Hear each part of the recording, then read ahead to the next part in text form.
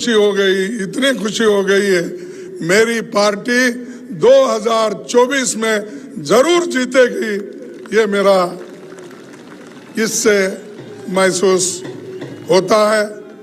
और लोग जब हमसे जुड़ते हैं तो इससे भी मालूम होता है कि हमारे साथ लोग जुड़ रहे हैं और इसके कारणकर्ता राहुल जी है। खासकर युवा, महिलाएं, विद्यार्थी, छोटे मोटे बिजनेस करने वाले लोग, किसान, मजदूर, सब लोग जुड़ रहे हैं। क्या कारण है? क्योंकि आज की जो सरकार है, बीजेपी सरकार, ये धर्म में झगड़ा लड़ा है, बांट रही है और धर्म के नाम पे, भाषा के नाम पे, हर नमूने से ये लोगों को डिवाइड करने की कोशिश कर रही है। तो इसीलिए ये भारत जोड़ो यात्रा बड़ा महत्वपूर्ण है।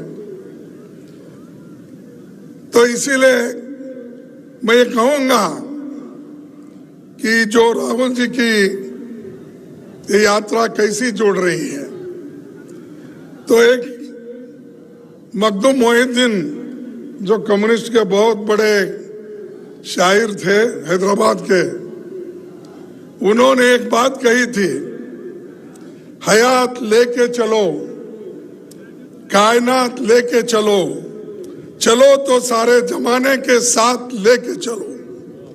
तो सारे जमाना को लेके चलने वाले राहुल गांधी जी हैं। सारे लोगों को लेके चलने वाले राहुल गांधी जी हैं। इसीलिए मैं इसमें हिस्सा लेना, आपसे आपको मिलना, आपका दर्शन लेना, इसलिए मैं यहाँ पर आया हूँ।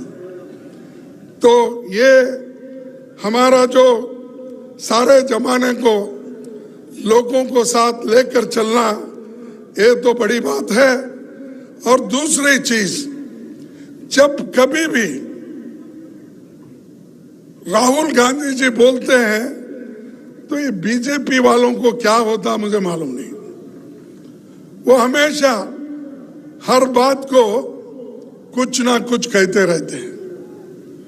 राहुल जी चाइना के बारे में, इंडिया और चाइना के बॉर्डर पे क्या स्थिति है, इसके बारे में उन्होंने अपने प्रेस कॉन्फ्रेंस में कहा। तब उन्होंने ऐसा उठाया सवाल, बीजेपी के नेता लोग, बीजेपी के अध्यक्ष, बीजेपी के होम मिनिस्टर, सभी लोग, कि उन्होंने ये शुरू किया कि राहुल जी देश तोड़ने का और देशभक्ति का, उन्होंने उनके पास देशभक्ति के लिए और जवानों के लिए कोई उनके पास श्रद्धा नहीं है उनके लिए, और वो नहीं चाहते कि भारत मजबूत बने। ये बीजेपी का कहना है। लेकिन राहुल जी ये कहें कि भाई आप लोग तो बड़ी बड़ी बातें कर रहे हो, लेकिन सरहद पे आज जो यहाँ पर ताइवान पे, वहां पर जो हमारे जवानों से और चीनियों से झटपट हो रही है, उसके बारे में उन्होंने बताया। इससे पहले भी गलवान में क्या हुआ उन्होंने पहले भी बताया था, डोकलाम में क्या हुआ था उन्होंने बताया था। हर जगह हमेशा जो ये मोदी सरकार अपने आप को जो पीठ थपथपा लेती है और कहती है कि कोई हमारे तरफ आंख खोलकर, यानी हमको कोई डरा नहीं सकता और हम इतने मजबूत हैं कि कोई हमारे तरफ देख भी नहीं सकता। अरे भाई, आपके तरफ कोई हाथ उठाता नहीं है। आपके रोज समस्याएं बॉर्डर पे बढ़ रहे हैं। और आप तो पहले यही बोले, अगर कोई आंख उठा के देखा तो हम उसको शिक्षा दिलाएंगे।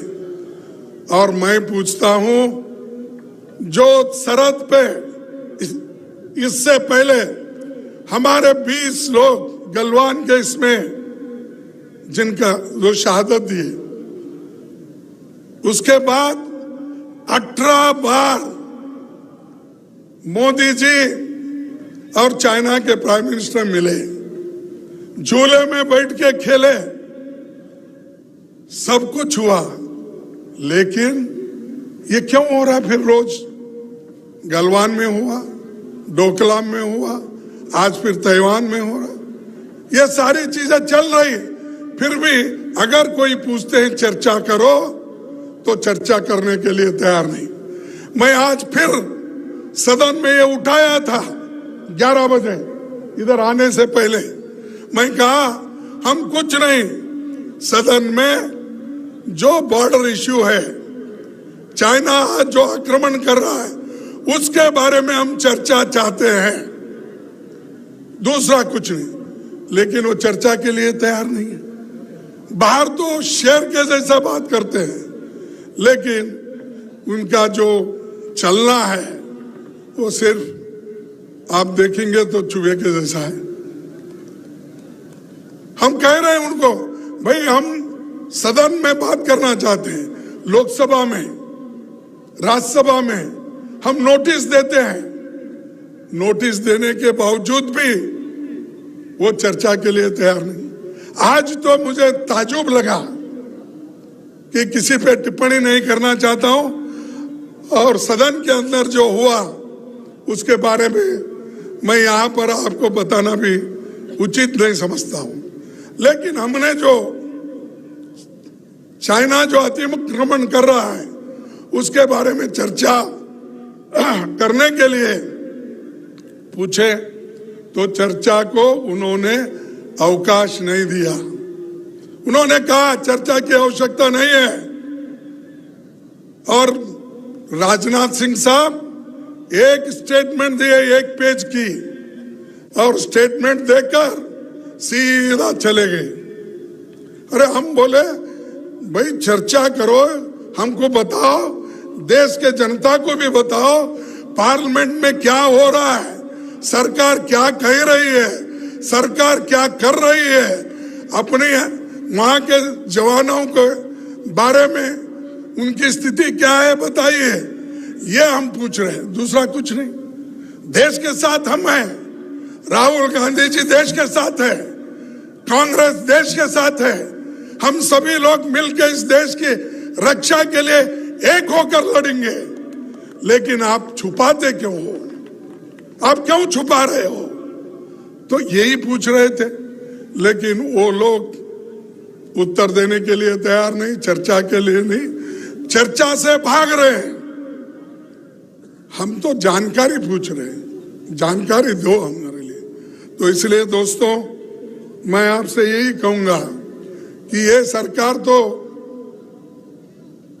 बात तो जोरों से करती है, शोर लगा के करती है, लेकिन डेमोक्रेसी को खत्म कर रही। रोज जो ऑटोनमस बॉडीज है उनके जो अधिकार है उसको खत्म कर रही है। ईडी, सीबीआई, सीवीसी, जितने भी एजेंसीज हैं, उन एजेंसी का उपयोग करके उन्होंने सबको डराने की कोशिश कर रहे हैं, और कांग्रेस को भी डराने की कोशिश कर रहे हैं। लेकिन कांग्रेस वाले कभी नहीं डरेंगे। देश को हमने आजादी लाई है, देश को आजादी दिलाई है, और देश के एकता के लिए श्रीमती इंदिरा गांधी जी अपनी जान कुर्बान करी है। राजीव गांधी जी अपने जान दिए हैं इस देश के एकता के लिए। तो ये सब हमने किया, हमने अपनी जान दी, हमारे पार्टी के नेताओं ने जान दिया। तुम क्या किए? आपके घर में कोई देश के लिए कुत्ता तो मरा है? क्या कोई तो कुर्बानी दी है? नहीं। लेकिन फिर भी वो देशभक्त, और हम कुछ भी बोलेंगे तो देशद्रोही। तो इसलिए दोस्तों, ये डेमोक्रेसी का हाल ये हो रहा है। कत्ल हुआ हमारा कुछ इस तरह किस्तों में, कत्ल हुआ हमारा कुछ इस तरह किस्तों में, कभी कातिल बदल गया, कभी खंजर बदल गया। तो ये कर रहे हैं, तो ये डेमोक्रेसी को इस तरीके से खत्म कर रहे हैं। कभी कातिल बदलते हैं, कभी खंजर बदलता है। सभी लोग डेमोक्रेसी को, संविधान को खत्म करने की कोशिश कर रहे हैं। तो इसीलिए राहुल गांधी जी भारत जोड़ो यात्रा कर रहे हैं, लोगों को मिल रहे हैं, सबसे छोटे बड़े, बूढ़े, नौजवान, बच्चे, विद्यार्थी, सबको। आज ये बीजेपी की सरकार किसानों के बारे में नहीं सोचती। आपके इनकम को डबल करने का उन्होंने कहा, नहीं किया। 7 किसानों को एक होम मिनिस्टर के बच्चे ने जीप पीछे लेकर मार दिया, कुछ कार्रवाई नहीं होती, कोई पूछता नहीं, चुप रख दिए वैसे ही ठंडे बस्ती में। उसी ढंग से आज इन्फ्लेशन इतना बड़ा, उन मुद्दों को लेके राहुल गांधी जी आगे बढ़ रहे हैं। अनएम्प्लॉयमेंट, जिस देश में 30 लाख सरकारी नौकरियां खाली है, उसमें से 15 लाख नौकरियां गरीब बच्चों को, शेड्यूल कास्ट के, शेड्यूल ट्राइब्स के, बैकवर्ड्स के बच्चों को नौकरियां मिलती है। लेकिन क्यों नहीं भर रहे आप? इसलिए कि अगर 15 लाख नौजवान लोग सरकारी नौकरी में भर्ती हो गए तो उनको सशक्त, वो आर्थिक दृष्टि से सशक्त बनेंगे, मजबूत बनेंगे और वो आगे आएंगे पढ़ लिख कर। लेकिन मोदी जी और बीजेपी सरकार नहीं चाहती। 71,000 नौकरियों की एक चिट्ठी देके एक इवेंट मैनेजमेंट करते हैं, लेकिन 30 लाख नौकरियां पब्लिक सेक्टर में से लेकर गवर्नमेंट सेक्टर तक खाली है, क्यों नहीं कर रहे? तो यही है कि गरीब को गरीब रखना चाहते हैं, अमीर को और अमीर बना रहे हैं, और चंद दोस्तों को अमीर बनाकर इस देश में फिर से आजादी से पहले जो स्थिति थी वो स्थिति लाने की कोशिश वो कर रहे हैं। इसीलिए दोस्तों, मैं ज्यादा आपका वक्त न लेते हुए इतना ही कहूंगा कि राजस्थान में कांग्रेस मजबूत है, एक होकर काम करना भी है। मैं कांग्रेस पार्टी के अध्यक्ष के नाते कहूंगा, जब तक हम एक होके काम करते रहेंगे तब कोई पार्टी आपको हिला नहीं सकती।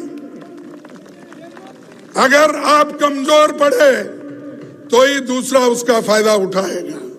अगर आप मजबूत रहेंगे कोई आपके नजदीक भी नहीं आए। तो इसलिए आप पार्टी को मजबूत रखिए, और हम आपसे ज्यादा अपेक्षा करते हैं। तो यही बात मैं आपके सामने रख के मेरे 4 शब्दों को समाप्त करता हूं।